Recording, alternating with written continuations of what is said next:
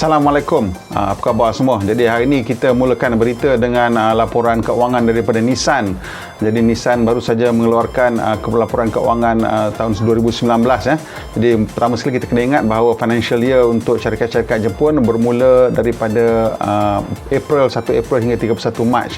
Jadi kita lihat di sini untuk tahun 2019 Nissan mengalami pengecutan pasaran sebanyak 10.6% pengurangan angka jualan mereka berbanding dengan global TIV yang berkurangan sebanyak 6.9%. Jadi prestasi Nissan kurang baik berbanding dengan prestasi global yang juga kurang baik berbanding dengan 2018. Jadi tahun 2019 Nissan menjual 4.93 juta kereta berbanding dengan tahun 2018 yang menjual 5.516 juta unit kenderaan.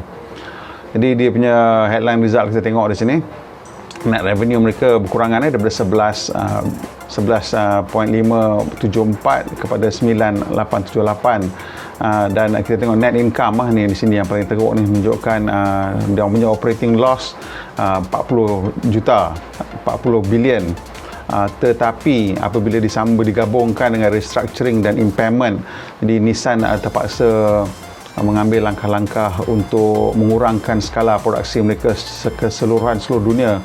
Mungkin akan mengurangkan production banyak juga, kilang yang akan ditutup. Jadi saya kira di situ mungkin ada cost restructuring dan impairment yang perlu mereka tanggung, dan mereka akan terpaksa teruskan ataupun pass on this kepada dia punya parent capital shareholders mereka sebanyak 671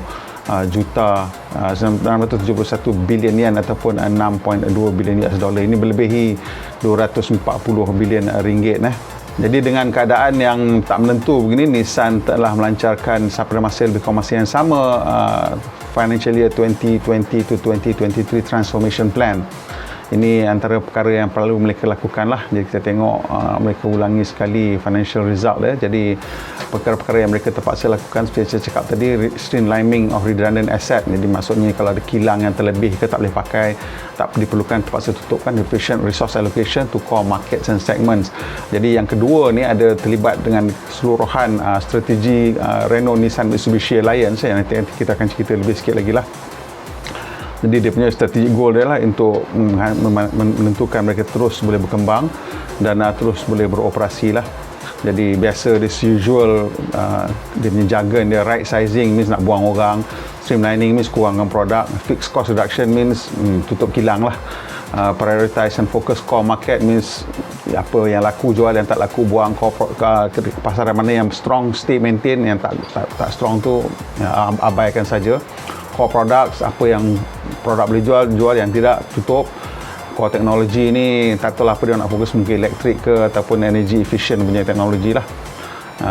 Dan Nissan punya ni dia punya rationalize ni means reducing product capacity, product portfolio dan improving cost basis. So kita tengok yang nak kurangkan 20% capacity dalam tempoh 2-3 tahun ini. Ini satu berita yang sebenarnya dah lama kita tunggu, dan sekarang dia dah rasmikanlah keputusan ni. Indonesia plant akan tutup. Kita tengok di sini, Thailand plant to be single production base in ASEAN. Jadi habis Indonesia, tak ada tinggal kat Thailand saja. Barcelona tutup, Sunderland kat UK buka, optimize North American plants. So kita tengok number of models from 69 kepada 55. Jadi fokus kita tengok ini segmen C dia, satu sedan, satu crossover, satu SUV. Untuk segmen D pun sama. So itu dia punya fokus dia lah. So kita tengok optimize line up, nak kurangkan model-model yang regional, jadi nak buat model-model global sahaja. Focus on CD, EV and sports. So ni tadi, utilize alliance leader follower scheme. Jadi saya akan ceritakan sikit lah leader follower scheme macam mana. Nanti kita akan tengok dia punya press release. So macam-macam benda lah, nak kena reducekan cost, production capacity, model, bla bla bla. So dia punya core market dia, that's the core market. Kita tak ada dalam dia punya core market, so kita kena buat apa yang kita boleh expect ialah bila dia kata fokus on this core market, maksudnya dia akan developkan produk untuk market-market ni lah. Jadi kalau market Amerika, China semua mahukan kereta elektrik ke, kereta SUV ke apa, itu yang dia akan develop, dan market-market lain terpaksa terima lah. Dengan Eropah pun tidak ada dalam dia punya core market. So product offering dia tengok ProPilot dengan e-power. Kita ada cerita sikit e-power ni. China market is important for them. US market dia nak fokus dia kepada nampak sedan sikit je, SUV dan pickup truck lah banyak. Ini di China dia orang banyak fokus on e-power and EV jugalah, ada juga internal combustion engine. Jadi di Eropah saya rasa dia akan lepaskan kepada Renault lah, dia orang tak boleh nak buat apa sangat di sana, dan kita rasa produk-produk untuk Eropah dia akan banyak mungkin rebrand daripada Renault lah, ataupun rebatch daripada Renault. Jadi kita tengok ini Renault Mitsubishi Nissan Alliance punya cerita, new cooperation business model to support member company. So dia kata kat sini Alliance level leader follow your scheme. Jadi leader follow your scheme ni di mana kalau dia ada dua faktor lah, faktor pasaran dan faktor teknologi. So kalau kata, dan juga faktor segmen lah. Jadi kalau satu syarikat tu dia ada pakar ataupun kekuatan dalam satu pasaran, dia akan lead dan orang lain akan follow lah tentang dia punya market intelligence, mungkin pricing ke, model mix ke, apa ke, dia akan follow. So saya tahu kalau syarikat tu mempunyai kepakaran dalam sesuatu area, dia akan bagi kelebihan kat situ jugalah. Sebagai contoh mungkin Mitsubishi ada strength in all-wheel drive. So kat situ kita tengoklah macam mana dia akan split. Tapi yang pastinya kalau dulu dia orang nak macam merge, nak jadi satu syarikat bergergasi, ini sudah tidak berlaku lagi. Saya rasa benda ni berlaku selepas Carlos Ghosn meninggalkan Renault Nissan Mitsubishi Alliance. Dia orang tak suka idea untuk menjadi satu syarikat gergasi, jadi mereka telah sekarang mengubahlah caranya. Dan yang keduanya, kita sambungkan dengan berita mengenai jualan lah. Ini Toyota pula. Toyota menunjukkan bulan April 2020, itu bulan pertama untuk tahun keuangan 2020, mereka mengalami 45% pengecutan. Tadi Nissan kita tengok pun lebih kurang 41%. Jadi ni Toyota ni bulan pertama menunjukkan 45% pengecutan untuk total sales. Kita tengok di sini di Jepun pengecutannya sebanyak 21%, dan di luar pada Jepun sebanyak 51%. Jadi ini yang menyebabkan pengecutan sebanyak total 45% tadi. Jadi yang menariknya, mereka juga berkongsi dengan media statistik jualan. Jadi ini pecahan mengikut model lah. Jadi kita tengok ni ada statistik jualan dia.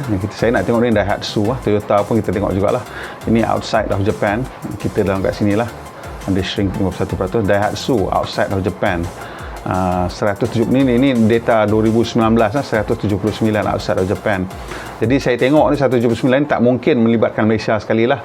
Jadi bila saya periksa dengan ini daripada Indonesia, Malaysia punya brand new vehicle sales, jadi untuk Daihatsu di Indonesia pada tahun 2019 Januari hingga Disember, mereka menjual lebih kurang 177,000 unit.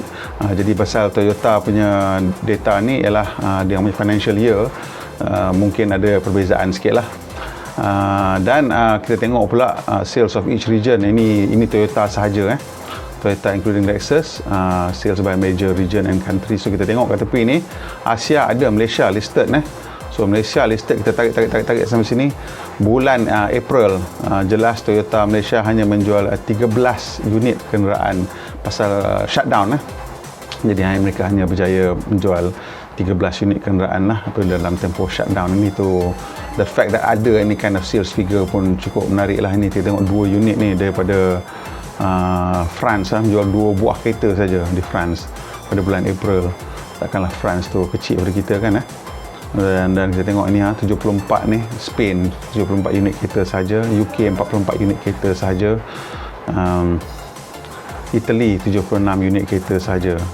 So keadaan memang agak sendat sikit lah dalam keadaan begitu, tapi itulah realitinya sekarang.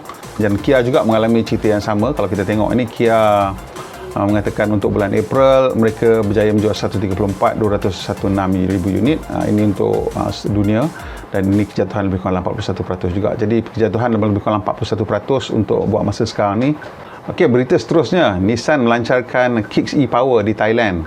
Jadi apa dia Kicks e-Power ni? Nissan Kicks ni dah dilancarkan, saya ingat dah 3 tahun kot, 2017 kalau silap saya.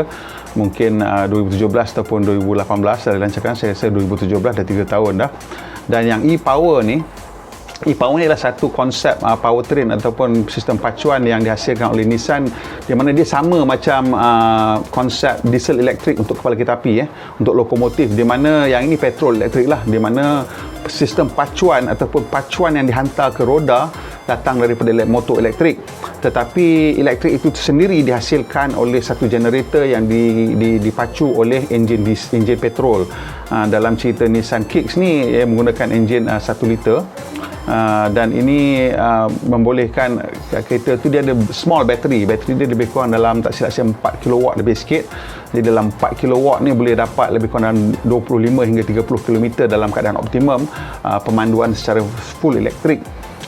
Tetapi sistem ni kita boleh biarkan dia on auto mode, di mana engine tu akan kick in and balance lah power. Bila dia tengok keadaan bateri dah menurun, dia akan mungkin tetapkan nak start recharging ataupun start to draw power daripada both generator dan juga bateri. Dan keadaan ini akan bergantung dan fluctuate lah mengikut keadaan yang diperlukan. Dan ini satu yang menarik sebenarnya untuk mereka yang mahu merasakan bagaimana memandu kereta elektrik tanpa perlu risaukan tentang charging. Pasal bila you pacu kereta tu dengan menggunakan motor elektrik, dia punya daya pecutan dia semua rasa berbeza, kerana elektrik motor mempunyai torque maksimum daripada 0 RPM.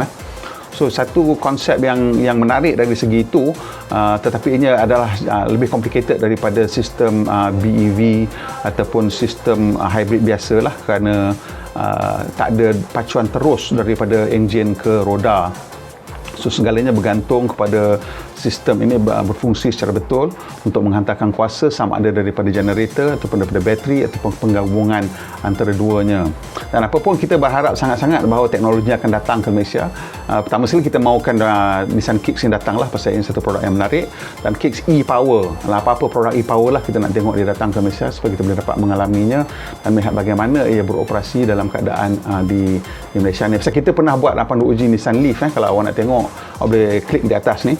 Kita ada buat dan ada beberapa isu yang kita bangkitkan di situ.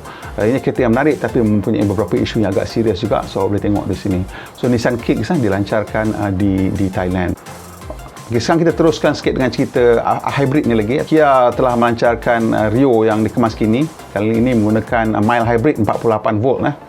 Jadi menggunakan enjin 1 liter. Jadi mild hybrid, bila disebut mild hybrid ni, kita kena faham mild hybrid ni satu je cerita dia. Dia akan ada satu bateri besar sikit yang disimpan untuk tolong membantu sistem mild hybrid ni. Dan mild hybrid ni, komponen utama dia ialah generator starter lah. Jadi kalau kita selalunya ada starter motor berasing kat belakang, alternator asing kat depan, yang ini sekali dia gabungkan generator dan motor. Jadi motor dan generator ni satunya dia drive the crankshaft menggunakan belt.